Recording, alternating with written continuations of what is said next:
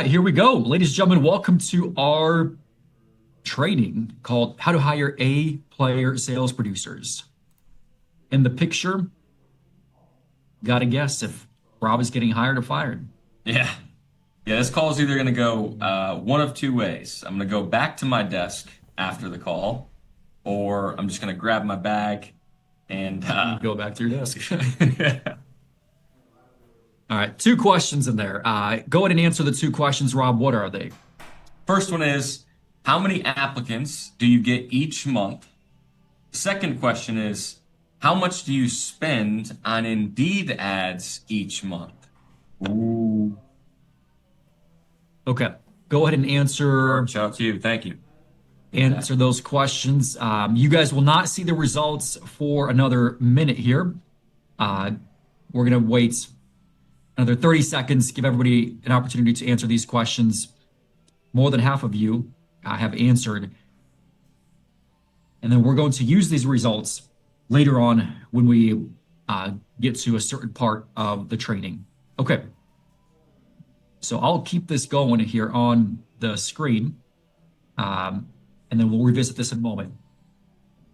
If you are with Farmers Insurance, then this is a very special time for you right now, because all agents who are 4-star, 5-star, or prime agents, you will have an opportunity to get compensated by Farmers $5,000 to hire a new sales producer.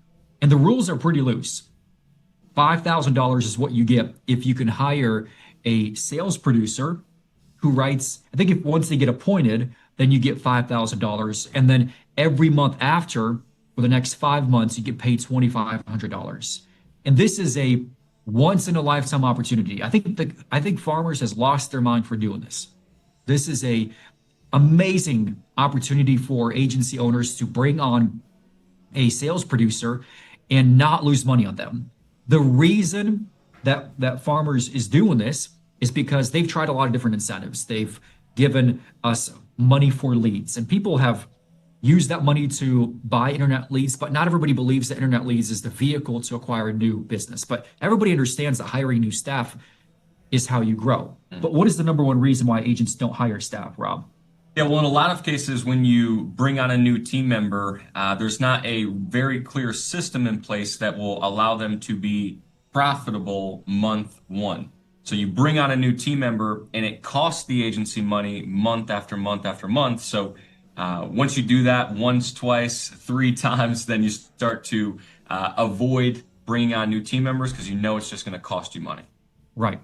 The number one reason why agency owners do not bring on new team members is because they fear that they're not going to make money on this person until renewals start coming in. Yep. And for many agents, that's 6 months, maybe a year before they start making money on a producer. So the title of today's training is How to Hire A-Player Sales Producers, but more importantly, producers that can break even for you in their very first month. In our agency, if a producer does $40,000 in premium, they write $40,000 in P&C premium, then we don't make money on them, we don't lose money on them. And that's the goal.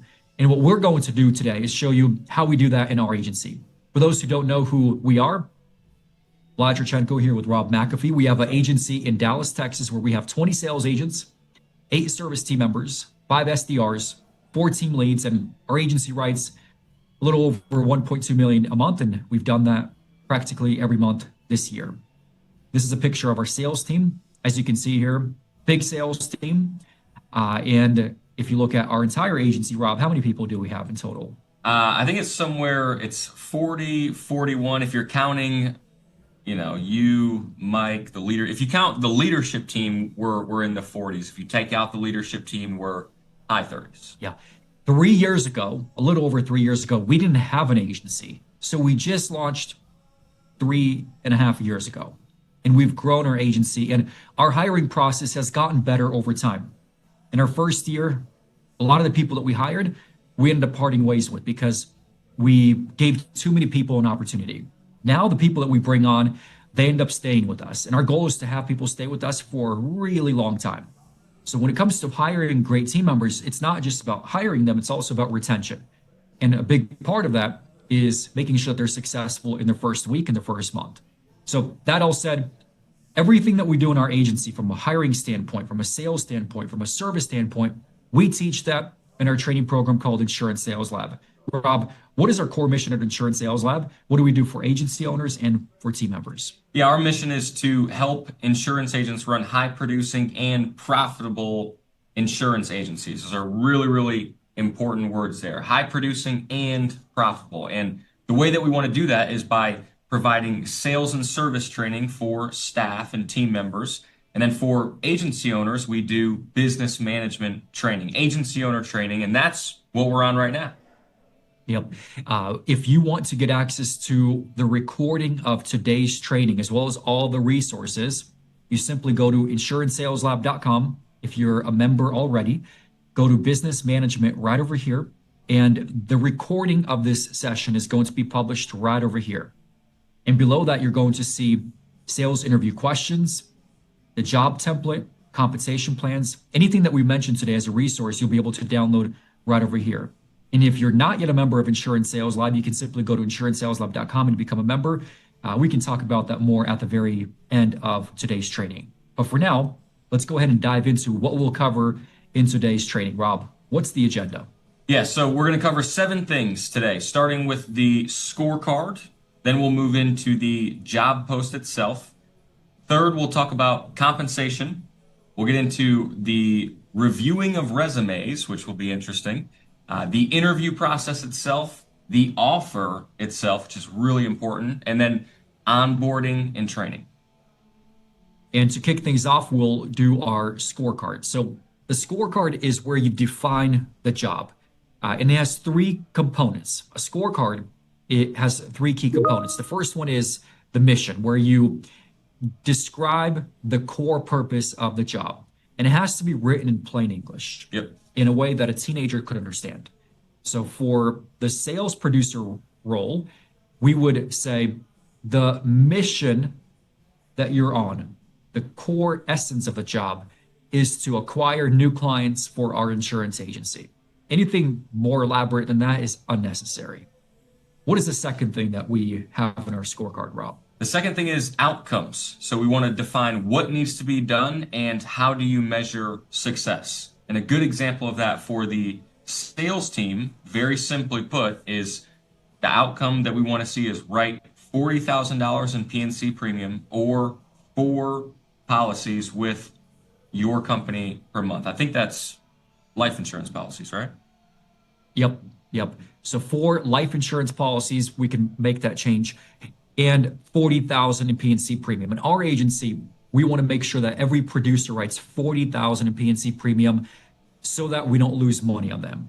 If we bring on a team member who writes 20,000 in their first month, 25,000 in their second month, 30,000 in their third month, we're seeing an improvement production. Depending on the circumstance, we might keep someone like that on board, but generally speaking, we would be losing money on a team member like that. So for us, it is imperative that we bring people on that have the highest probability of hitting the ground running and doing 40,000 month 1. And we'll show you guys today how we find those individuals. And the last key component of the scorecard is your non-negotiable qualities that you expect from that candidate. Rob, what are the things that we look for in a sales producer? Yeah, so first thing, positive personality. Got to be in a good mood. You got to have a good outlook on life. Second thing is you need to be coachable and open to constructive criticism. You can't, throw your shell on and run away from the hard stuff. You want to lean into it. Excellent verbal communication skills. You need to be able to articulate ideas well. And then this next one here, I think, is really important. Intrinsically driven to be successful, where with inside yourself, you want to be the best of your ability. You don't rely on outside factors to dictate how hard you work. You do it for the love of the game. It's the easiest way to put it. And then the last 2 here is you must be resourceful. You have to get creative with your solutions, and you have to be confident. Yeah, those are qualities that we specifically look for in the interview process. And if somebody lacks any one of these, they're an automatic no. if somebody comes in with a positive, bubbly attitude, I love that. I want people to be happy in life. If somebody comes in and they just finished a therapy session, they're depressed, they're not happy with life, they have a bunch of problems. Come in with a box of tissues. Yeah, and they're telling you that during the interview process about how difficult life is. That's a good indicator that this person will probably have problems later on. Yeah. Now, Rob, you just had a conversation with an agency owner earlier today That's right. that told you something that was really interesting, and I asked you to share this during this call. Tell us what he discussed with you. Yeah. So this was a really cool conversation. We have an event here at our agency, and I'm sure there's people on this call that have been to this event, the Agency Operations Bootcamp. And there was an agent that came to one of these events not too long ago, and he met our team. That's a big part of this event is you get to be in our agency, you get to see our team and ask them questions, see how they start the day, see how they maneuver through the system. So it's very, very detailed. And he had mentioned that during our morning huddle, when he's sitting there with our team and everyone's recapping their day, 5 minutes into it, he realizes that he has the wrong people on his team back in his agency because He had like 8 people. yeah, he had a pretty big staff. And he noticed how our team was confident and they would be willing to grab the mic and role play in front of everyone. And they weren't afraid to mess up and they're looking for feedback to get better. And that was the moment that he decided to make a really big decision. He goes back to his agency. He calls his entire team together. And he does this in a very, very good way where he lays out a plan for the future. He says, hey, this is where we want to go with our agency. And to make a long story short, if you're on board, awesome. You're gonna run with us. If this isn't for you, that's okay, but you can't ride along if you're not on board for the big plan. And over the next few months, he had producers fall off. They realized that this wasn't their plan. They didn't want to go along for the ride, and a few of them he let go. And after a couple months, he had to refresh his entire staff. He was down to 1 team member from a team of 7 or 8. This was a couple months after. And he intentionally restructured who he's looking for, what type of applicants he's looking for. And through doing this, now he's back up to 3 team members as of now, and he has 2 more joining within the next couple weeks. And his first new hire that he brought on after the refresh of staff wrote more business in their first month than any producer he had ever had before then in any months they had been with the agency. So it's crazy how much of an impact having the right people can have. Yeah, and once Rob shared this with me, I said, let's give him a call. I have a couple of questions for him. We called up the agency owner and I said, what were you looking for in this second round of hiring team members compared to in the past? And he said, well, in the scorecard, he used this language because he's gone through this training. In my scorecard, the part that I wasn't looking for before is I wasn't looking for people who are confident and those who can articulate clearly.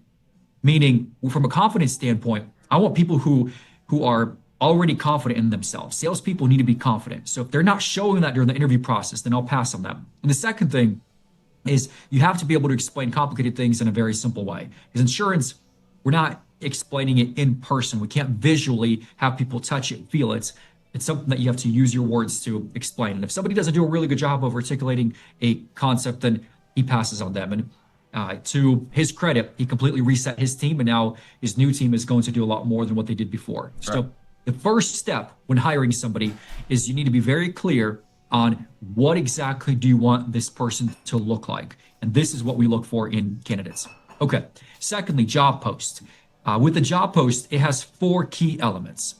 The first one is this job post that you put on Indeed, Glassdoor, or wherever you put it, needs to have a compelling summary of what makes you different from other employers. Not necessarily other agencies, but other employers. If somebody's looking for a sales position, they're probably looking for insurance sales, they're looking at solar sales, they're looking at retail sales, they're looking at a lot of different things. So you need to make sure that you post something that summarizes what makes you different. And we'll show you an example of that here in just a moment.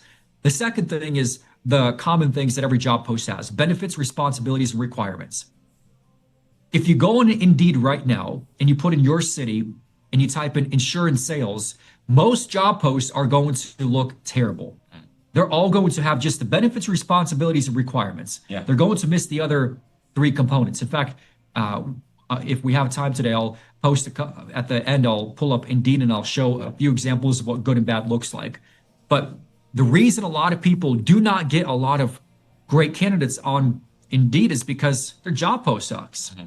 And if all you talk about is what's right over here, number two, then you're not standing out from a sea of other employers out there.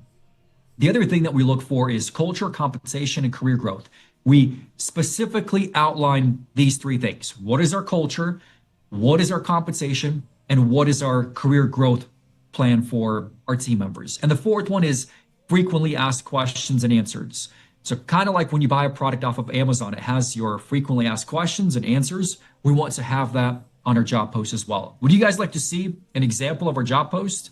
Let us know in the chat if that's something that you want to see.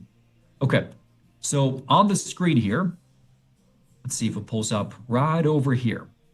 The very first thing is going to be our description.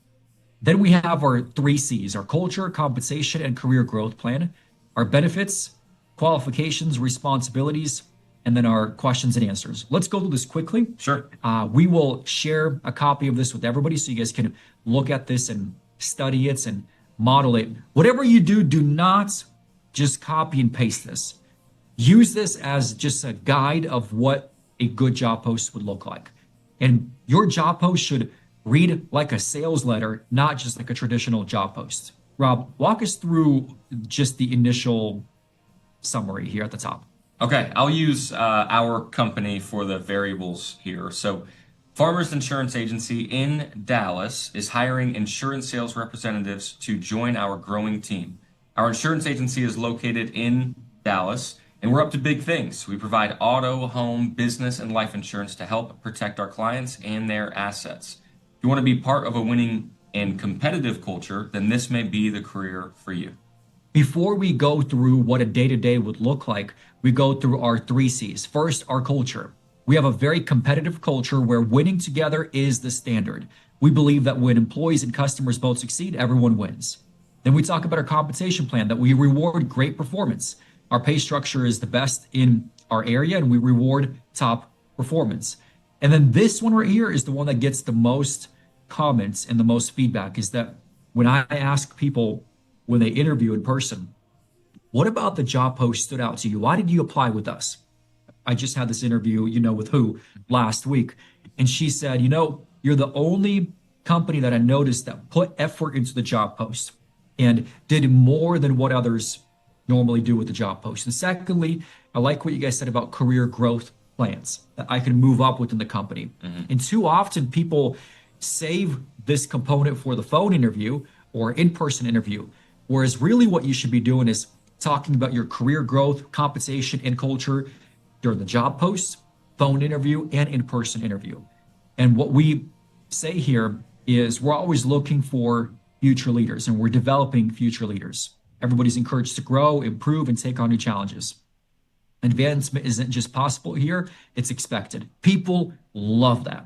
If you want people who are interested in moving up and taking on leadership roles and taking on challenges, then this is something that you want to put in your job post. From a benefit standpoint, what are some things to keep in mind when it comes to benefits, Rob? You want to separate yourself from the pack here. So anything you do different from other agencies or other employers, you want to explain that in a creative way. So, for example, our building that we have an office in has a gym in it, and we could leave that out. It's not the best gym. It's not the biggest gym, but we have a gym and it's open 24/7. And people like that about the building. On top of that, you have the Audible subscription. Yeah, who has that on their job post? Yeah. An Audible, when somebody reads that, they have to do a second take. Yeah. Like Audible, like the audio book company. And why do we do that, Rob? Well, one of our core values is to get 1% better every day. And we have a book club within our agency that is required. You have to participate if you're going to work here. And you can either read the physical copy or you can listen to the book. And that's where the Audible subscription comes into play. With health insurance, the way that we do that's and check with your local rules because they're different from place to place. But we currently do not offer an actual health insurance group plan. What we do is we pay a specific amount every paycheck that somebody can use towards their health insurance reimbursement. And that's why we put that in here. So there's a dedicated amount that we pay every month to everybody. It's the same amount. And they use that. I mean, they can use it for anything they want, but it's designed to pay for their health insurance. And this is something that we added early on because we felt like there's a lot of people who were not applying with us for our particular job post because others had that listed and we did not. Now, for qualifications, we keep it very simple. Same things that we had on the scorecard: excellence, communication, written, verbal, and listening skills, proven track record of winning, and sales experience is preferred. So it's not that we're looking specifically for people with insurance experience. If they have sales experience and ability to sell, that is preferred. Okay, responsibilities, pretty straightforward. We're not going to spend time on that here, but this is the part that I want to point out. Here are some frequently asked questions that people think about when they're applying for a job. What kind of training will I receive? Well, there's an answer. Is prior insurance sales experience required? There's an answer. What is the culture like? Didn't we already cover culture? Yeah. But we cover it again. And that's on purpose. We cover it in the beginning, we cover it again. Same thing with career growth plan. We cover it in the beginning, we cover it again. It's that important. We don't want anybody to miss it. Salespeople, the dream for any salesperson is to have leads provided for them. If they knock on doors, if they do a lot of cold calls, this will be an absolute dream for them to know that all leads will be provided and they don't have to pay for any other leads. Is this commission only? Absolutely not. We have a great base pay plus salary, plus commission. And then what can I realistically expect to make in your first year? If you follow our sales process, at the very least, you can expect to make $70,000 in your first year with your base salary, commission, and bonuses. In our agency, that number is a little different. It's higher because our producers who follow the sales process, they write over $60,000 consistently in premium and they'll make a six-figure income. And that's what we put in here. And then at the very end, we have a call to action. If you feel like this is something you want to be a part of, then apply today. So one thing that I want to stop and highlight, I'm going to share the results from this poll that we did. We asked everybody here to answer two questions. The first one is, how many applicants do you get each month? Rob, what are you seeing here? Yeah, so the vast majority of the group here gets 70%. Yep, 70%. That's a lot of people that are on this call here. They get 0 to 10 applicants every month. 17% get 10 to 25, 7% get 25 to 50, 4% get 50 to 100, and only 3% get over 100. Yeah. So roughly speaking, about 80% of the people who are on this call get fewer than 25 applicants a month. Unless you get extremely lucky, you will not find a good salesperson with only 25 applicants. You need at least 100 applicants. You need at least 100 applicants that apply. Let's take a look at the second question, because people will say, well, how do I get 100 people to apply? Well, two things. Your job post shouldn't suck. It should be a really good job post, what we just showed a moment ago. And secondly, you need to sponsor your job post. So what we do is we post the job directly on Indeed, and then we sponsor it. And our recommendation is, at the very least, put $500 behind it. And if you put $500 behind the job post, then you'll get good traction. Most of the people here, about 60% of the group here spends 80% of the group here spends less than $250 a month on recruiting. Less than $250. You're not going to find a lot of people just by posting the jobs organically. You have to put some money behind it. And if you ask yourself this question, Would I spend $1,000 to find one A player? Answer that in the chat. Would you spend $1,000 to hire one A player? Give me a yes or no. Most people are saying yes. So there are three numbers that you want to write down. First, write down $1,000. If you're taking notes, write these numbers down. The first number is $1,000. I don't have a slide for this. The second number is 100 applicants. That's the second number. 100 applicants. And the third number is one hire. So your funnel should be $1,000 spent, 100 applicants, one hire. And this is oversimplified. You can absolutely, guess I wasn't sharing the results here. I'm sorry about that. But now it should be showing on your screen. If you spend $1,000, in a lot of cases, you'll get way more than 100 applicants as long as you write up the job post in this compelling way. For those who post remote job posts, here's my recommendation. In the job title, make sure in parentheses you write fully remote. If you put that in the job post title, you'll get a lot more applicants. Now, we're not opposed to hiring remote sales producers, but we prefer to hire in person. Because we're in a relatively big metro area, we choose to hire in person only. It's just easier that way. But if you're in a town like Joshua earlier today posted that there's only 1,200 people that live there, well, it's probably, depending on your recruiting goals, you don't need to hire 40 people. You can hire 10 people easily. There's easily 10 great salespeople in your town. And yeah, for them to know about your opportunity, you got to spend some money on Indeed. Okay. So this is a example of our job post. And for those who want to get a copy of this, simply go to insurancesaleslab.com and you can access it right over here. Business management. It'll be right over here where it says sales producer job template. Okay. Let's move on to the next part. And that is our compensation plan. Now, our compensation plan is pretty straightforward, but there are three key components to a compensation plan, Rob. What are the three key components? First one is you have to incentivize outstanding performance, not average performance, but outstanding performance. That's the first key. Second one is the financial break even with minimum sales goals met by sales producers. So the floor goals for the sales team should be what breaks even. So their baseline, their minimum should be enough to cover their base, commission, payroll tax, and marketing expense. That's the second key.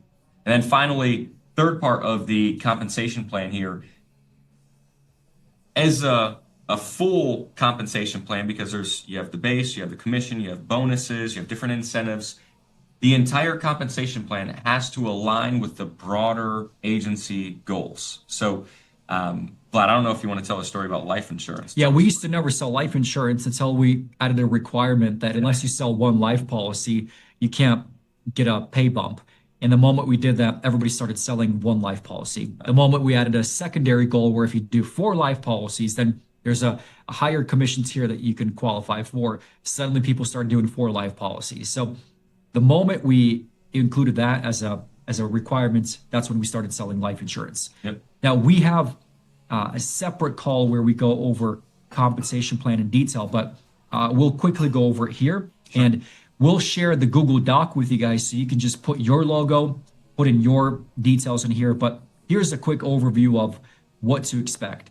So you put your name over here, your office address. Our hours are 8 to 5, Monday through Friday. Base pay $36,000. Benefits kick in 30 days after they start with us. This is the health insurance reimbursement that I talked about earlier, where we add that to their paycheck. And then pay time off is described over here. Now, our commission structure is pretty straightforward. We're with Farmers Insurance, so specifically business that they write with farmers or our subsidiaries like Bristol West or Foremost. If the producer writes less than $20,000 in premium, they get no commission.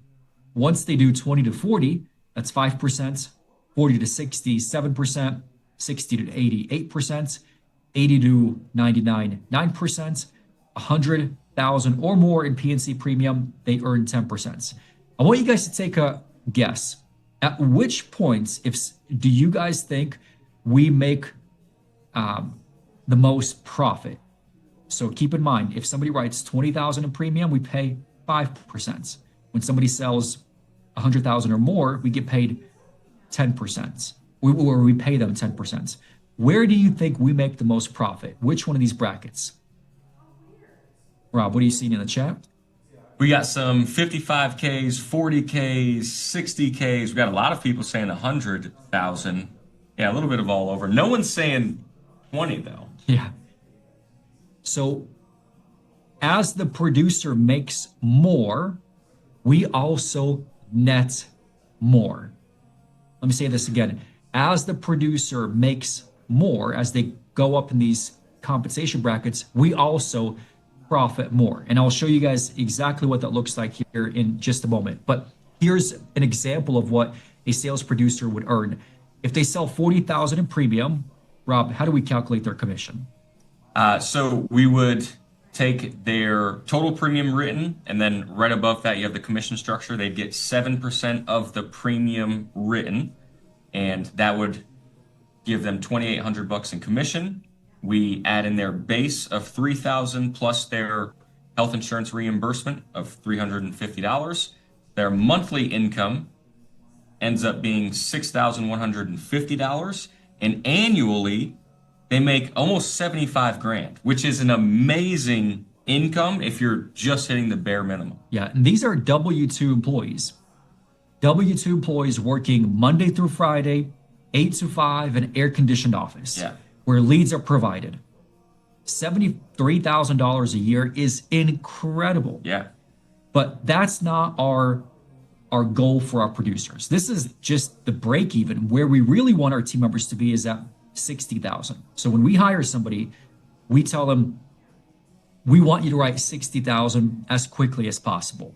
By your second, third month, you should be getting to 60,000 in premium. And when you do that, you'll make $4,800 in commission plus your base. You're making $8,000 a month. That's a six-figure income right there. And then for producers who do 100,000 in premium, I mean, they're making 160,000 for the year. They make more than what most agency owners make. Yeah.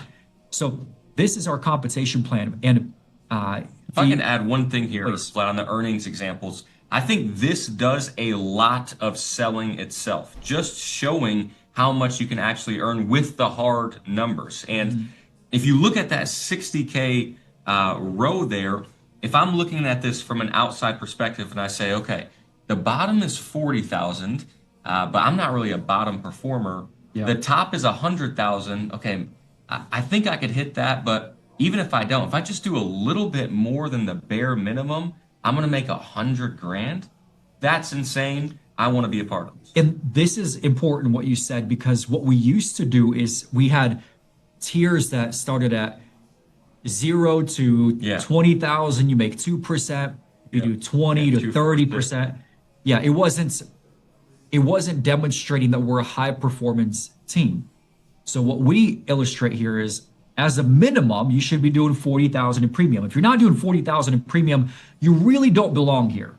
You really do not belong here if you do less than 40,000 in premium. So instantly somebody is solving for 40,000 in premium when they're running these numbers. And 40,000 in premium is one deal a day. And if your sales producer can't do a deal a day, something's wrong. Something's wrong with them or your sales process. But ideally, the 40,000 in premium is met in the first month, and then shortly after they should be going for that 60,000 mark. Now, there are a few basic commission rules that we cover in that initial call or initial meeting. Chargebacks, we talk about that. Since we do have the ability to write outside of farmers, we have outside carriers, we would pay half of the farmer's commission. So if we write a policy through an outside carrier and somebody qualified for 7% with farmers, then they would get 3.5% on the outside carrier. And it's delayed by one extra month, their payout. And then to earn 7% commission, then they need to sell at least one life policy, and to do 8% or more, they have to sell either for life or for commercial, a combination of both, or, and they should call all of their clients that they closed 2 days after they closed them to ask for a referral. Yep. So we used to ask our team members to call their clients 2 days after they closed them and ask for a referral, because in that original call, they should ask for a referral and an introduction, but there's so much that they're going over in that original call. We felt like it's really important to call back 2 days later just to make sure that we can ask for a referral or an introduction again. And our team members weren't doing that every time. They felt like it was just a task that wasn't really important. The moment we made that part of their compensation plan, instantly they started calling their clients. And that's how you can earn over 8%. So in other words, if somebody sells 60,000 in premium, but they don't call other past clients for that month, then they can't qualify for 8%. Best they can do is 7%. Yeah, the commission rules, one thing I'll point out on the slide that we just went through, we talked about aligning the compensation plan with the agency goals. And 3 out of 4, if not all 4, do exactly that. With outside carriers, the agency gets paid a little different, so the producers will get paid a little different. Earning a higher commission plan, we want them to write life apps. If they want to earn more life apps, and that helps the agency. Sold household tasks with asking for referrals, that helps the agency. We want to make a push on that, so we align it with the compensation plan. So that's that third step in the slide that we talked about a few minutes ago. Yep. Do you guys want to know how we verify that these calls are being made to current clients? Do you guys want to know how we track the follow-up calls? We take the weekends, Vlad, myself, the leadership team, we come up here on the weekends, we comb through the call reports, and we make sure we check every one. Yeah, so we have a virtual assistant. She works in the Philippines. Her hourly rate is $5 an hour, which is pretty standard in the Philippines. And she does so much for us. And one of the things that she does is we give her an export of all the sales, and it's throughout the month. And she goes into our phone system and she looks at when the policy was sold and whether or not a call was made 2 days later, 3 days later. And if you want to see how to hire a virtual assistant, we have a training on that. Go to business management and then go over here where it says how to hire a virtual assistant. We broke down how to recruit and onboard and train a virtual assistant. So she also makes sure that the sales that are made have appropriate notes, that somebody signed off on the notes. There's a lot of auditing that we do on all of our sales, and she's responsible in doing that. That way we don't have to do that on our end. Okay, let's carry on. Resume review. This one is tricky because I've talked to district managers and agency owners who get 100 applicants to come through in a month, and they set up 100 interviews. And I just think that that's absolutely wild. And that's a huge time waster to set up an interview with everybody who applies. You need to be very, very selective with who you give your time to. So what we want to do here very quickly is show you an example of a few resumes, and you tell me yes or no very quickly in less than 10 seconds if this is somebody that you would schedule an interview with. Take a look at this. Let me just show you at the bottom. There's some skills. I got a driver's license. As a driver's license. Big. Give us a couple of points here, Rob. What do we know about this person? All right, so they work for DHS, TSA. It's kind of cool. Document and analyze incidents to ensure compliance with safety protocols. Okay, completed emergency response training to effectively manage high-pressure situations and enhance safety measures. Ensured regulatory compliance by adhering to established guidelines. Kind of seems like these all say somewhat of the same thing in a different way. Yeah, I mean, this person, from what I gather, did some security and safety work. Not to say that this person can't be a great salesperson, but this could be that diamond in the rough. This could be that needle in the haystack, but we are not going to take that chance and waste our time interviewing somebody like this. This is a hard no for us. We would pass on this person because we have so many other applicants that are applying every month. Here's another example. Tell us if you would interview this person.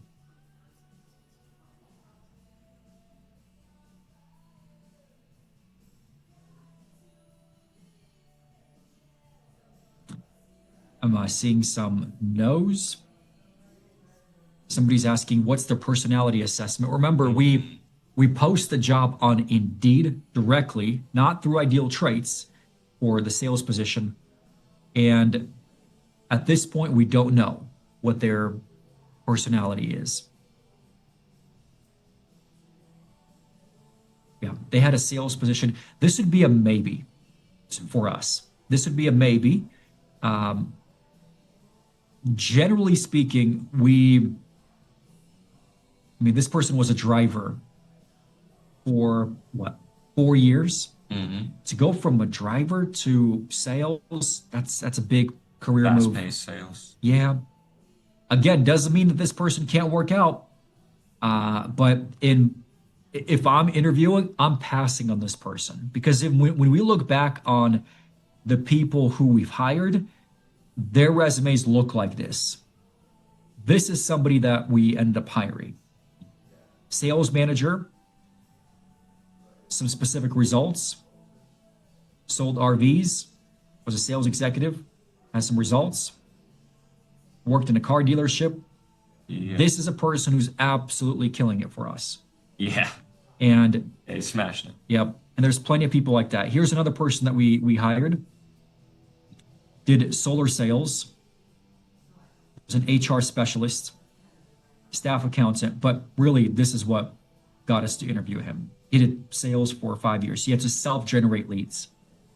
So someone like this, who this producer has done over 100,000 in premium for us, has taken 4 years to learn how to sell before he came to us. He did 100K in 1 month. Yeah, he did 100K in 1 month. Yep. And he consistently does over 60, 70,000 in premium.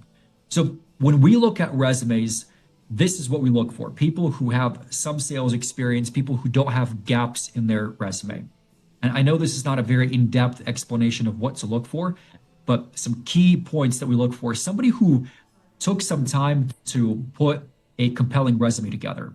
We obviously blocked off the information, but there's a picture of this individual. There's the name, contact information. They put in some effort.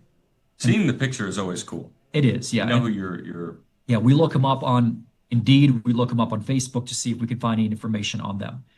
Anybody who puts an effort into the resume will at least read through it. And the other key thing when you're looking at resumes, you got to look at them every day, because a lot of times if you miss them for a few days, somebody else, another insurance agent, could reach out to them and give them an offer. And quick question for you, Vlad. And this is unplanned improv. Yep. I just thought about this in my head. What if you go through a resume and you see a lot of M dashes? What would you think about that? Yeah, so they use ChatGPT to write up the resume. Yeah. I don't mind that because it shows that they're resourceful. They're using technology and tools, but I would look for really what do they do before. Got it. Yeah, I don't mind people who use ChatGPT. So when we like somebody, this is what we do. We send them this message via Indeed, and we also send him this message. Rob, what does the message say?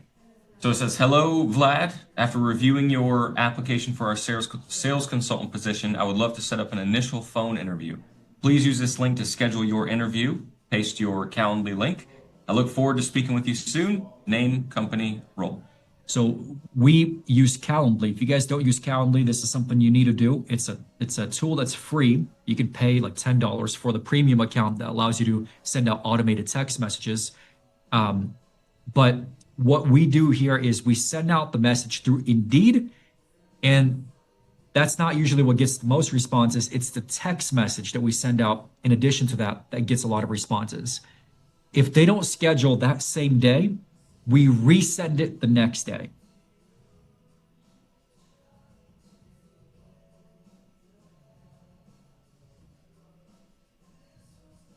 They had a really good resume. We want to call them. And this is something that I would encourage all of you guys to do as well, because there are a lot of great candidates that are not actively looking for a job. They're passively looking around, seeing what's out there. So they might not schedule an interview right away. And sometimes the reason people don't schedule interviews is because your availability is so limited and they can't pick a time that works for them. So one thing that I would highly encourage that everybody does is after 2 days, if they don't schedule a call, treat it like an internet lead. Give them a call. If somebody is really impressive, you can send them a message like this and call them that same day. Mm-hmm. So depending on how many applicants you have and how much workload you have and how quickly you need to hire somebody, you might want to not wait for people to schedule a call by following the link. You want to send them this message and then give them a call right away.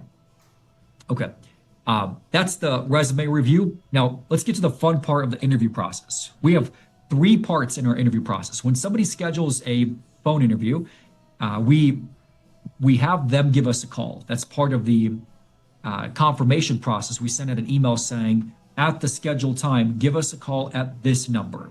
And that's also a test to see if they can follow basic instructions and if they're prompt. And what we ask them to do is call a very specific number. Now, when they call that number, we answer the call and we go over 4 items. First, we ask them to go over their professional career.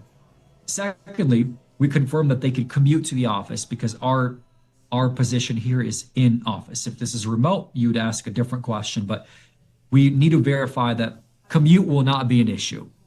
And in a lot of cases, if they're going to drive 45 minutes, an hour, and they have never done that in the past, our experience has taught us that those people a lot of times just do not work out. So we want to find somebody who's within a close distance of our office. And then the third thing is we ask about their career goals. And if we don't like the candidates, then we say, okay, we're interviewing a lot of candidates and we'll reach out to you the next couple of days and decide what we will do. And then the next day we send out a decline letter, an email. And if we do like them, then we ask them to do a in-person interview. So we schedule an in-person interview right then and there. And a lot of times it's for the next day or the day after, as quickly as you can meet with them. And we say, hey, as soon as we're off the phone, I'm going to send you an assessment. It's called an ideal traits assessment. And we say that we have all of our candidates take this assessment. If you guys don't know what ideal traits is, you guys can Google it, idealtraits.com. It's a personality assessment and a problem-solving assessment that we have everybody take. And based on how they answer certain questions, that'll dictate what our interview process will look like. When it comes to the different personality traits, we don't have an immediate disqualifier for personality assessments for the sales position, other than if they come back as engineer or like inconsistent. If somebody comes back as a networker, we'll still interview them. That's right. We've hired a researcher and he ended up doing really, really well as a salesperson. So the ideal traits questions or the personality is not a end all be all. It's a good way for us to understand what questions to ask during the interview process. Okay, so that's what the phone screening looks like. Once they're in office, this is really important. You want to make sure that when they show up in the environment, wherever the interview is, you want to have music playing. The office is well kept. It's clean. What we normally do in our agency is somebody from our team will walk them over to my office and they'll have them wait there for a moment or two, just settle in. And then I'll come in and I'll introduce myself. That's the process that we follow. And during that interview process, we ask 12 questions. And we'll go over those questions here in a moment. But one thing that we've also had really good luck with is taking the ideal traits assessment result, whatever their personality is, we'll print that and give that to the candidate and have them underline what they agree with and cross off what they disagree with. There are some personalities that I wouldn't do that for, like the independent one. That one is pretty harsh. So I wouldn't give that one. But for most other ones, you would want to do that. Okay, so the next thing I want to cover here is some interview questions that we ask during the interview in person. Rob, when they start the interview with us, how do we kick things off? Yeah, so we'd say, hey, thanks for taking the time to meet with me today. I'm excited to chat with you here. Here's how we like to structure these interviews. First, I'll ask you to walk me through your background and your professional career. And after that, you'll be able to ask any questions that you have. Does that sound good? So once you set the expectations, you roll into the first question.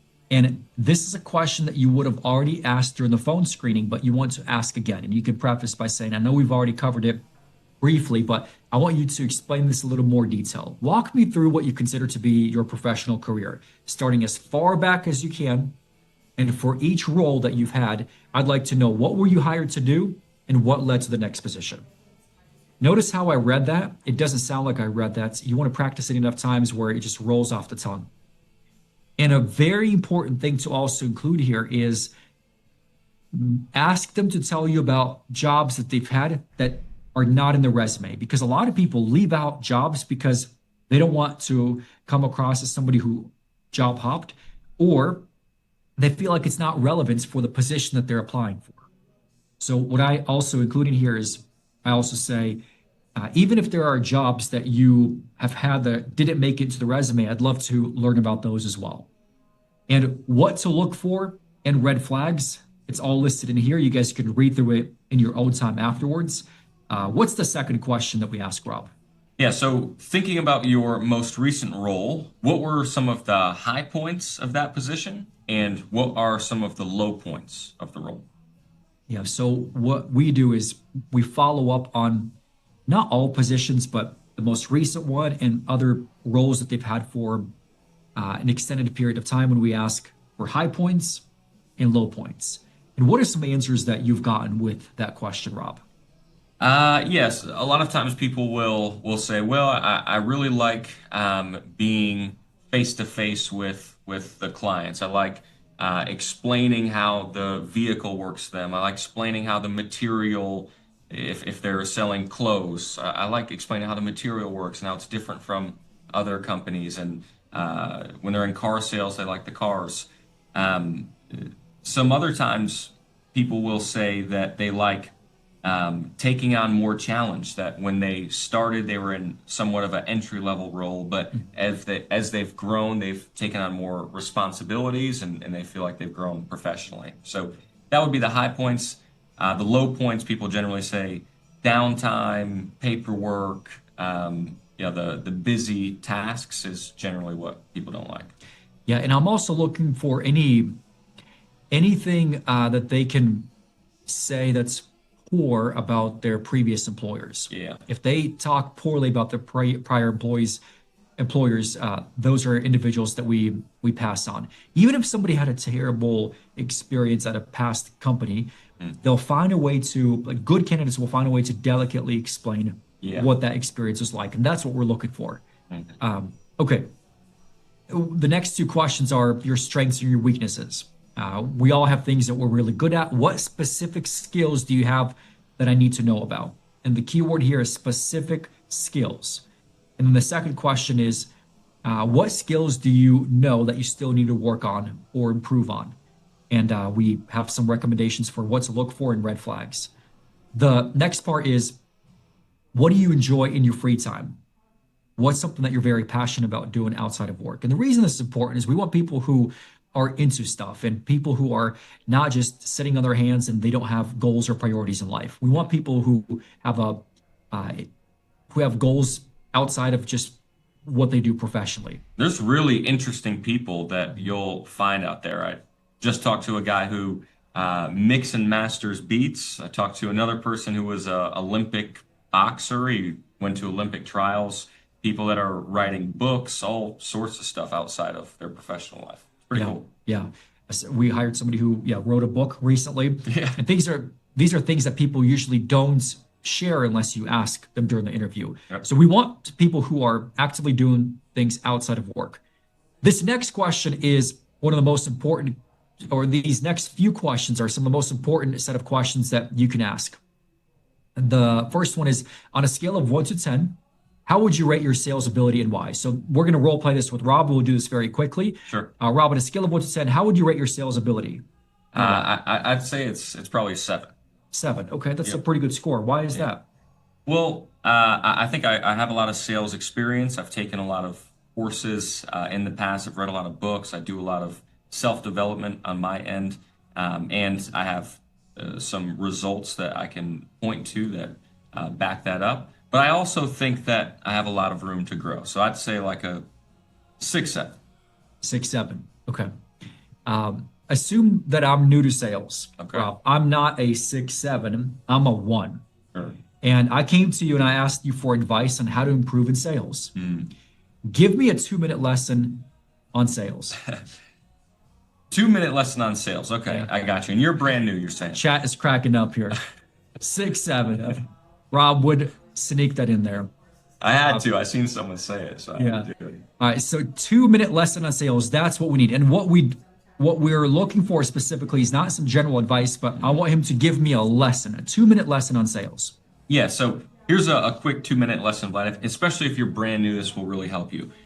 First part of the of sales is the intro, the greeting, how you present yourself to a new prospect. So you want to be excited about what you do. You want to introduce who you are and what you're looking to accomplish with the conversation. And you want to try to build some rapport, break down resistance, and that's just the beginning. You want to be a friend to them and get to know them on a personal level. Once you get past that, you get into more of a discovery phase where you want to figure All right. out. So if somebody says that, then you clearly know that they understand sales. An example of somebody who doesn't know how to sell or they can't communicate this sales process in very clear and simple steps, they'll say something like, well, you have to get to know people, you have to connect with them, you have to ask good questions, and sales is all about just solving a problem. That's not a terrible answer, but it's not very helpful. The next question here is, give me a 2-minute lesson on sales, assuming that I'm a sales expert like you. I'm also a 6 or a 7. Sure. And now what we're looking for is somebody for us to give us a more advanced lesson on sales. And usually with these questions over here, you can tell who has the ability to sell and who doesn't. And even if they haven't sold anything in the past, but they have the ability to sell based on the way that they answer these questions, those are people that I would consider continuing the rest of the interview with. But if they bomb these answers, they don't do a good job here, I would not bring them on for a sales position. Yeah, it's interesting to see that on the second question there, assuming I'm new, what's the lesson? Sometimes people will just spill all their beans right there and give you everything they got and not expecting this next question. So you see them freeze a little bit and it forces them to think on their feet and get creative with what that next step is. So it's a fun exercise to do. Yeah. These next 3 questions, there's professional, financial, and personal goals. What you want to ask is really 6 questions here. So you'd ask, Rob, what are your professional goals over the next year? And then I would want an answer. And then I would say, okay, what about the next 3 to 5 years? That's the second question. And I write it down. Then I ask the same thing around financial goals. What are your financial goals over the next year, the next 3 to 5 years? And the same thing with personal goals. And I'm going to jot down notes and I'm going to use that information to construct a sales pitch of why this is a great opportunity for you to join our agency. So you need to have answers, and this becomes your ammo for the conversation later on. And the final thing that you do here is you say, okay, before I give you an overview of our company and the role that you applied for, walk me through your understanding of what you do or what we do as a company and what you believe your responsibility would be if you were hired. And really all we're doing here is we want to see what kind of research they've done on us, and people who have taken the time to find us on Google, do some reading on us. That's who we ultimately want. And we want to see if they've done their homework on what they're applying for. And after going through these 12 questions, it's pretty clear who the winners are and who's not. Yeah. And if you are like 90% certain that this person is going to be a good fit, but you just need that final stamp of approval, here's two things you can do. One, have them come back and shadow somebody on your sales team for an hour or a couple of hours. Or you can have them come back and spend a little bit of time with a few of your producers and have them ask this candidate some questions. That way they have a feel for the environment that you have.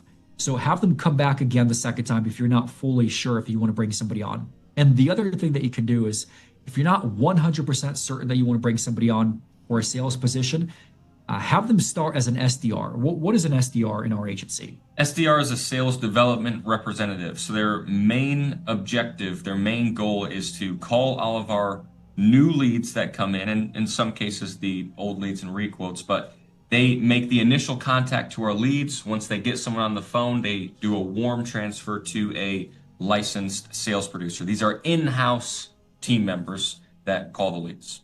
Yeah, and we pay them $18 an hour to dial for 8 hours a day. They make 300-400 calls a day. Can't beat that. Yep. And if they can do that for 8 weeks, then that could be a good person. That's enough time for us to see if this is a good candidate for the sales position. We have somebody right now that just switched to sales that I wasn't 100% certain if they would do really well in the sales position, but he impressed us as an SDR. So we moved him to sales after about 5-6 weeks, just because he crushed it in that role. A lot of times they appreciate starting in that SDR role as well because it removes all the jitters and the nerves of being on the phone. They already know how to overcome opening objections. So by the time it's their turn to take the call all the way, they crush it. They do a great job. Yep. And then also gives them enough time to study. So if you offer somebody the job and then they have to study for a couple of weeks, and then they find another job where they don't have to get a license, then you could lose them. And that's a big part of why people can't hire, why agency owners can't hire sales producers, is because they're only looking for people who are coming in with a license. So by having somebody start as an SDR, you don't need to have a license. You can start working in the agency, and then you can get your license in the meantime. Okay, so let's talk about the offer. Let's say you like the candidate, and now the next step is to extend the offer. There's 3 things that we do. First, we ask, Rob, on a scale of 1 to 10, how would you rate your excitement level or level of enthusiasm with taking this role if we offered you this position? I'd say I'm pretty high up there. I'd say I'm at like a 8 or a 9. 8 or 9? Yeah. Okay. If somebody's not at a 10, you would want to ask them, okay, that's a high score. Why did you give that score? Why did you give that score, Rob? Well, everything sounds really great, and it sounds like I'd fit in like a glove here. But I've been to a few places where it sounds good on the outside, but once I get in, it's a little different than what was presented. So I always like to, say an 8 or a 9. That way, I still need to see what the inside looks like, what the inner workings look like to truly be a 10. Whatever the candidate says at that point, that's the problem that you want to solve. If they need to see what our sales report looks like for last month and how much producers actually wrote, we will show them that gladly. If they want to spend time with our producers, we can do that as well, because great team members are also interviewing us. We're not just interviewing them. They need to make sure that wherever they go to next, that they're making the right decision. A lot of the best people that we hired, they took some time to really understand who we were, what we're all about before they accepted the offer. And we're completely comfortable with that. Okay. Now, once we get you to a 10, I'm a 10. Once we answer whatever questions, what I want to cover at that point is I say, okay, Rob, I'm at a 10 with you. Nice. On a scale of 1 to 10, I think you would absolutely crush it in this role. And it's important to tell the candidate how enthusiastic you are about bringing them on. So I think you would absolutely crush it. With your background, your skills, the 3 things that we discussed earlier, I think you would do exceptionally well. And here's why. And I'd give him a reason of why I think he's going to do well. Once we've covered that and I made him feel confident that, hey, I like you too, then we discuss the start date. So I would say, okay, now One thing that you need to have access to when you work here is our quoting system. And for you to have access to that, you need to first pass a background check and also get licensed. And we'll go over the licensing part, explain that so that we cover that, we pay for all of that. And I usually say it takes about a week for somebody to study to complete the online course before you can take the exam. Okay. And then from there, we establish the start date. So I'll ask you, Rob, when would you tell your employer about your last day? I'd probably, I mean, we're getting towards the end of the day now. I'd probably tell them tomorrow. You tell them tomorrow. Yeah, Okay. break the news. Okay. And how do you think they're going to take that? So I'm going to ask some follow-up questions. That way I can understand, is this a conversation they're going to have today, tomorrow, or is it a conversation they're going to have next week? And then based on that, I'll also ask, okay, knowing that it's going to take you about a week for you to study for your exam, can you tell me approximately when you'll be able to take the exam? And this is where they take out their phone, they look at their calendar, and they need to pick their start dates. These little details are really important because this is where you can have great candidates just slip through the cracks.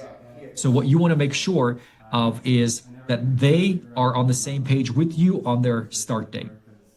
And once they give you a start date, you say, okay, I'm going to send you an offer letter later today, and it's going to have that day be your start dates. And if we have to move it up or change the start date, we can do that, but I want to make sure that it's an offer letter. And then what we also recap is that same day, they're going to get the offer letter, they're going to get their study material. We have a subscription through our district that gives all of the candidates access to the study material. And before they walk out, I add them into Mass. I add them to our system to make sure that they can do their background check. So before they walk out, I have them confirm that they got the email so they can do their background check. And once they confirm that they got their email, I say, okay, there's a payment at the very end. It's about $47.50. If you process that payment, send us that receipt. We'll reimburse you on your first day. It's about $47.50. It's roughly around $47.50. So once we confirm that, we want to make sure that all questions that they have are answered, and then we walk them out of the office. So in the past, we would call back and offer positions over the phone, even though we knew that we wanted the person to start during the interview process. Now we just tell them in person right then and there. Anything we're missing here, Rob? No, I think this covers it. Cool. Last thing that we want to cover here is onboarding and training. We're going to do this really fast, but we also have a training. Let me show you here. We cover this in detail. If you go to... Really quick, one thing, Vlad, because earlier you had mentioned this, and I'm not sure if we covered it entirely, but you had mentioned to me how it's really important to put your salesman cap on during this offer presentation. Was there anything else that you'd add there? Yes. So when you're interviewing a candidate over the phone, in person, you have to act as a salesperson. You have to have a level of enthusiasm, and you have to demonstrate that you love what you do. And you have to not just be the one asking a lot of questions. You also have to tell them how their personal, professional, financial goals that they told you about align with what we offer in our agency. So those are some things to keep in mind. This right here, it's an 11-minute video that Rob and I recorded on the new hire training schedule, where we go through what the candidates do in their first week of being in our agency. So you simply go to business management, go down where it says 5 core systems, click on that. And then there is this video right here called new hire training schedule. Hey, Cody, can we take all these videos that are in 5 core systems and put them in the agency owner training as well? Sweet. What's up with the thumbnail on that? I know, right? Okay. So we're going to also put them over here in business management, right over here where it says agency owner training. Okay. Let's go to the first 6 days quickly. Let's do it. Day 1, first 2 hours is our tech setup. We have all of our new people start at 10 a.m. Even though our day starts at 8 o'clock, we let the team know that, hey, later today, we're going to have a new person start. Everybody gets the day started. And then at 10 o'clock, the new person arrives. And from that point on day 2 and on, where they start at 8 o'clock. First couple of hours, we get them set up with their email, their phone system, everything shouldn't take more than 2 hours. Yep. And then what do they do for the rest of the day? Rest of the day is an exercise called Insurance Made Simple. And you guys can access this same exact exercise within the platform on that same part that we just showed you, the 5 core systems. Essentially, it's all of the most common insurance jargon terms, but they must research those and then explain them in a way that a teenager could understand. So that way, when they're on the phone, they're not saying bodily injury, property damage, med pay. They're saying, hey, if you were driving down the road and you got into an accident where you were at fault and people were hurt and had to go to the hospital, they're explaining it in a way that's easy to understand. Yep. So that's what they study for the next few hours. And again, that video that I showed explains that in great detail. The next 2 days, they go through the Insurance Sales Lab One Call Close Masterclass. So what we have all of our team members do is go right over here where it says Personal Lines PNC, click right over here where it says One Call Close Masterclass, and they go through the 23 lessons in here. So this is our sales training that we created for agency owners and staff. And this is what we have our team members go through as well. So they learn the 3 daily fundamentals, they learn the hook, they learn opening objections. So what to say when there are opening objections, how to explain home insurance, how to multi-line umbrella, how to sell renter's insurance, cost presentation, asking for the sale, our entire sales process. They watch all these videos. And Rob, instead of asking for takeaways at the end, what do we ask our team members to do? Yeah, this is really fun. We ask them to teach us the sales process, teach it back to us. So what frameworks stood out to you? Can you teach me how to build value versus selling on price? Teach me how to overcome opening objections or how to overcome closing objections. And they should be able to pull the frameworks and principles that we discussed in the masterclass and teach that back to you. Yep. So once we have them complete all of this training, we have them teach every single lesson back to us. We now started just recently with our last few hires is telling them that, hey, after every 5 lessons, come see us and teach us these lessons. So they'll go through the first 5 lessons, come to us and teach the lessons. Then they go through the next 5 lessons, same thing. That way they're not spending a whole hour and a half with you afterwards going through everything. Okay, so 5 lessons at a time, they should come to you and teach those back to you. All right, let's go back to the slides here. That should take about 2 days for them to complete. Next, they prepare mock quotes. I know the dates are a little messed up here, but for about 1 to 2 days, it should take them, that should be plenty of time to prepare auto, home, renters, landlord, specialty quotes, trailers. So we show them that over a span of 1 to 2 days. And then, the dates are not fully accurate. I was messing with the slides right before Day 5 and 6, then you go back to day 5. Yeah. Once you're done preparing the mock quotes, that's a day 4 thing. Yep. This should say day 4. Day 4 to 5-ish. Yep. And then you start on the 5th day doing 10 live transfers where you call leads, get them on the phone, and transfer them over to the sales team. Yep. The goal is to have 10 of those transfers completed. And then once you do that, you do your final certification, where you take the sales process that you learned the quoting system, and you call the agency owner or the team lead, and you go through a full quote from beginning to end. And even if the conversation is not great, which in a lot of cases it's not, you want to compliment them on a couple of things that they did really well, have them pick a different lead and go through that entire sales process again. The second time they should do a better job. And then afterwards, you want them to hop on the phone. So it really takes 5-6 days for somebody to go from being brand new to on the phone talking to clients. And this is a very important step that cannot be missed. We used to have people complete this training and then they would start selling on their own. What we now do is we sit next to them in their first full day of selling, second day of selling, third day of selling. We do not walk away until they have successfully closed a few deals. It usually takes us up to a week of side-by-side training for them to really be confident. And when you do that, like our most recent example of the individual who we brought on as an SDR. He started sales, 7 days ago? In 7 days, he wrote 20,000 in premium. In 7 days, he wrote 20,000 in premium. And that was a full month. And that was because he had somebody sitting next to him, guiding him on every conversation that he had. Yeah. Now we can pull away, and this individual is going to write 40,000 in his first full month easily. So those are some really important steps to not neglect when you're onboarding somebody brand new. Okay.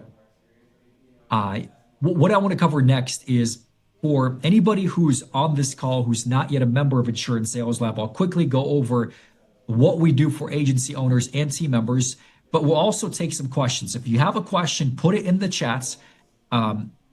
The core essence of what we do for insurance agents is we provide training similar to what we just covered, which is training on hiring staff. Once you hire somebody, whether it's for sales or for service, there's a whole lot of training that you need to give them. So what we do is we offer training for personal lines, life insurance, commercial, service training, and business management training for agency owners.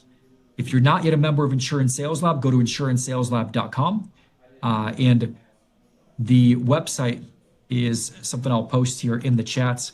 Rob, when somebody becomes a member of Insurance Sales Lab, how do they go through this platform to make sure that they're set up for success? And then we'll take questions right after. Yeah, there's 3 big steps. And if you want to go back and review these, then you just go to the homepage of Insurance Sales Lab and you scroll down under how it works. So when you and your team are first getting started, the first step, the number 1 priority is to go through the masterclass. And not all 3 back to back to back.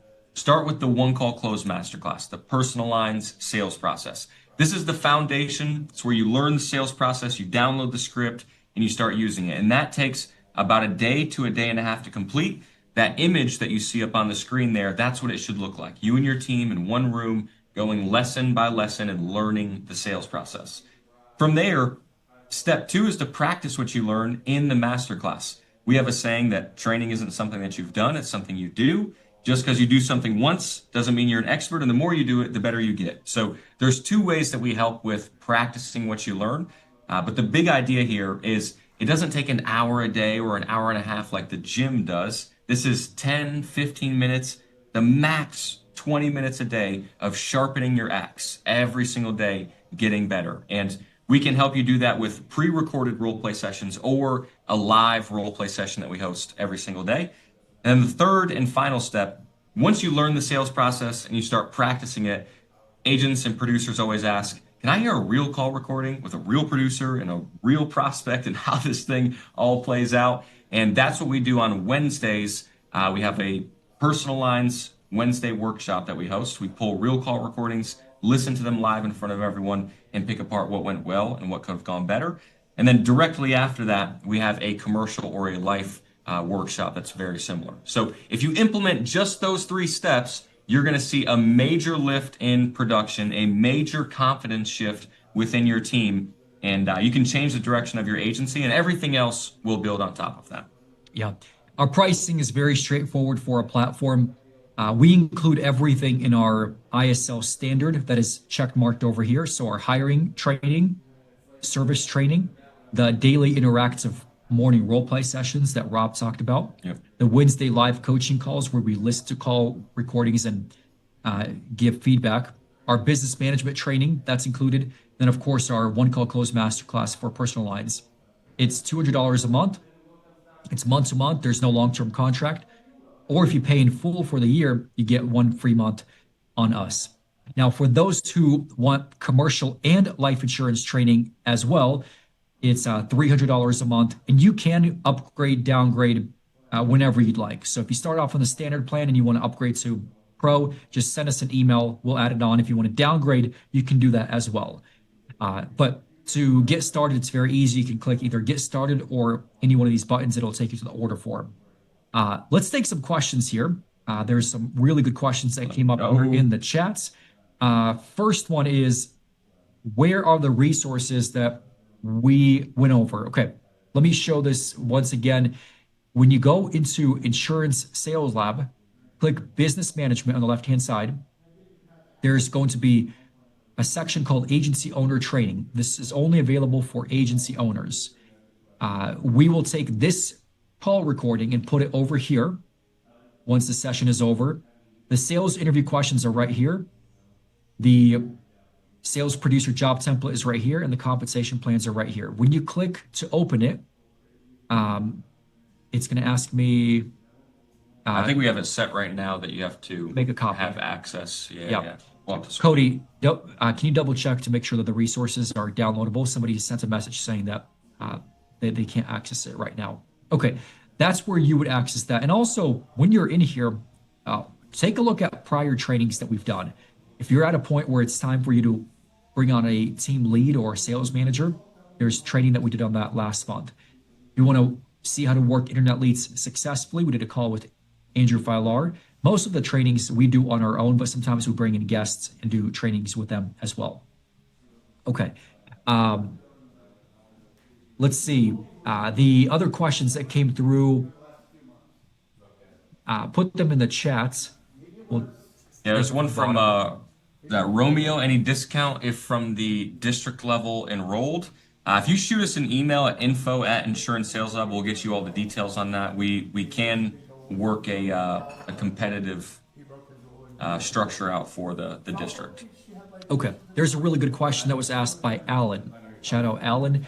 What is your thought process behind posting directly through Indeed versus Ideal Traits? Wouldn't we want to see their personality result immediately? And if they don't even complete it, then automatically disqualify them? Okay. So we've gone through this back and forth in our agency. And what we have found is that we get a lot more applicants when we post, specifically for the sales position, when we post the job directly through Indeed, and a lot better applicants. And as people are applying, we review them and we take the best candidates, send them the phone screening message that I sent you guys earlier. And then once we have a phone conversation with them, then we have them do the ideal traits assessment.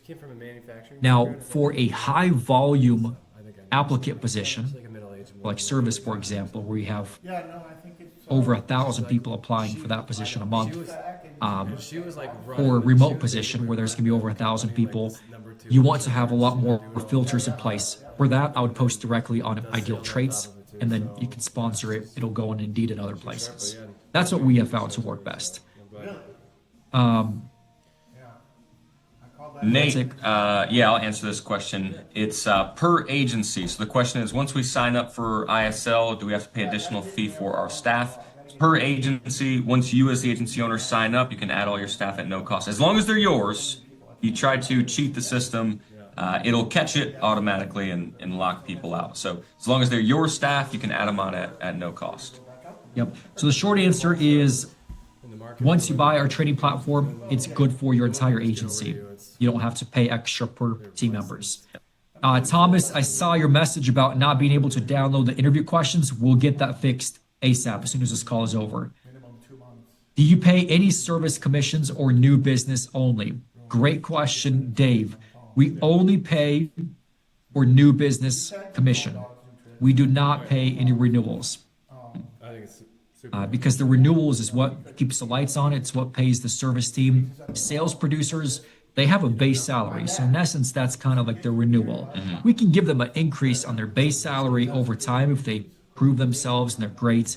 I am fine with increasing the base salary, but I don't want to position it as you're getting renewals, because they're going to spend a lot of time focusing on their past clients and not bringing in new business. We want their focus to be purely on new business. What if a service team member cross-sells something during an onboarding appointment or something like that?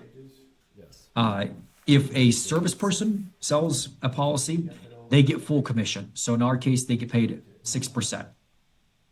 Let's see, a couple other questions came in. I put an email, our email address. Romeo, that's for you. In there. Okay. Jason asked, what's your average base salary? So we start all of our sales producers at $36,000 a year. So no We one pay can do it now. every other Friday, so it ends up being 36,000 divided by 26 pay periods. They pulled it away. No more double dipping retail and pro. So you gotta- Robert says, what if I have multiple agencies? Robert, just send us an email. We'll take care of you. If you have any questions about how to use our platform, just send us an email. We'll hop on a call. We're very easy to get a hold of. Robert Thomas, great guy. It does. Yep. See him in South Too Carolina. bad because that would have been a great selling point for me. It's just a I mean, there's so many questions that are coming through directly to us, and some of them posted publicly. you got 5 proteges, you're getting bonuses on all of them, you're getting 300%. Do you hire remote people, Vlad? What do you think? Okay, so if somebody already has insurance experience, I'm not opposed to bringing on somebody who's remote. Especially if they live in a non-driving distance. Yep. So if they live somewhere in a different state, different place, I'm happy to bring them on as well for sales and for service, as long as they have some experience. Devin, I think that's Devin. Davin. The commission percentage is based off of total premium written. Well, you gotta Yeah, so we pay a commission not based on take an operations role. percentage of what we get paid. It's off of the total premium written. Okay. Matt asked a good question. When do you have the new hire take care of all the farmers training to check those boxes or their appointment requirements? Unless I'm missing something, that's no longer a requirement. Yeah, it's like It's not a require anymore. We don't have our staff go through. Maybe I shouldn't say this. back when it was required. We do not have anybody go through the farmers training Yeah, to when they start. We just put them through our training from day one. outstanding. Yeah. Yeah, we love Oh, man. what farmers has for training, but Yeah. we prefer, hey, don't say Vlad said it. Do not say that we said that. Farmers training is great. And we encourage you to use it where it best fits. Yeah, there you go. Going through PR training right now. Any other A questions? lot of questions about those videos. That's hilarious. Okay, the 5 core systems. Let me go through that. Okay, so the 5 core systems, if you go to agency owner training and you go over, business management, 5 core systems, click here, Andrew Barber, funny guy. new hire training schedule right here. And then you'll also see how we run our morning huddle, some really good videos in here. Who trains them on the farmer system? Okay, great question. Yeah, that is what they go through when they go through the how to quote auto renters, homeowners, umbrella. That's what they learn. Yeah. That's when they learn. Yeah, they're actually they already have access to the system. They're sitting down with a team lead. They're showing them where to click, how to work through the quote. So that's their system training. Let me fix that because that's bugging me. There we go. Oh, so right over here on day 4, this is where they prepare mock quotes. This is where we teach them how Farmers Bristol West works. Yeah, so that correct me if I'm wrong here, Vlad, but that's something that you would do, Amanda, as the agency owner. If you have a team lead, they would do that. And if all else fails, record Loom videos of you going through the system. That way they at least have some guidance. But somebody should sit next to them and show them how to go through the quoting system. Devin asked a good question about commission structure. So California got the new business accelerator bonus back. So you guys have the ability to double your commissions. And that was one of the constraints that California and some other states had over the last couple of years, where the most you could make was just your new business commission. But now if you sell a certain amount, you'll be able to double your commissions. So that's what we rely on, is those bonuses to be able to afford to pay for base, commission, and leads and marketing. And said, didn't know if you utilized the farmers training videos or not. Okay, so let's go through Patrick's Hold on, question here. We do not get the new agent bonus. How can you afford such high base plus commission? All right, amazing. So Good question, Patrick. I would need to know how long have you been an agent? And secondly, if you're with farmers, you should have the ability to double your commissions with the new business accelerator bonus. So if you go to business management over here, click calculators, click team members ROI, this is where you plug in what the producer wrote that month. Let's say they did 20,000 in auto, 20,000 in home. That's 40,000 total. Commission rates in our agency, we'd pay 7% plus the base pay, 3,000 plus payroll tax, 8%. And then Yeah, we'd have to know what state he's in. Yeah. That plays a factor, but agency commission for new business. If you do not get paid a bonus, Patrick, I don't know what state you're in, but let's suppose you're in California where you get paid 8% on auto and 9% on home.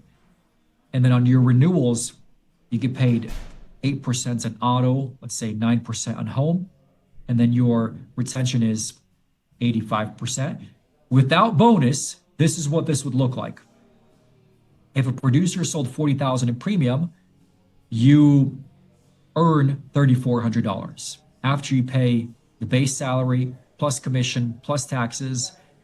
That ends up being $6,200. You lose $2,800, and then it takes you a couple of renewals for you to break even or make a profit. And this was the game for many years, but ever since the new business accelerator bonus was introduced, that's what changed the game for agency owners.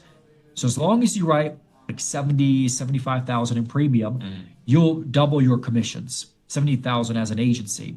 And for a lot of agents, the baseline is even lower. Your commission for auto goes from 8% to 16.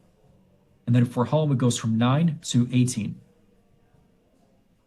You double your commissions. And now on a $40,000 a month producer, you make a profit of $536. So that's how you go from losing money to making a profit on a producer, is by doubling your commissions. Cool. we use Lynn asked to use MVP or another CRM. We use agencies. Agency Zoom. Yep. Cool. Hey, gang, thank you so much for hopping on the call today. We appreciate it. We're up on time.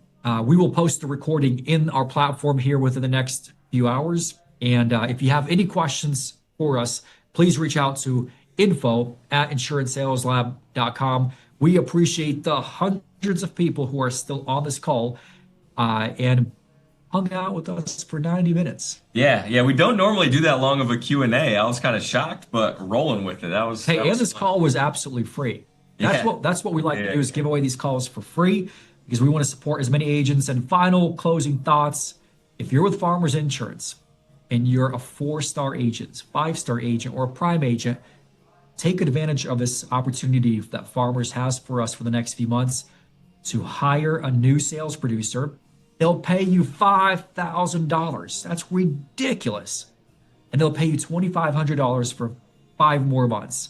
It's hard to not make money and for somebody who takes advantage of this. If you're not a 4-star agent, yes, then become one, right? 40, 50,000 in premium, sell a few life policies. You should become a 4-star agent very quickly in that way. Cool. Thank you all again. Appreciate you. See ya. Take care. Bye-bye. Bye-bye. Bye-bye. We are farmers. Bum, bum, bum, bum, bum, bum.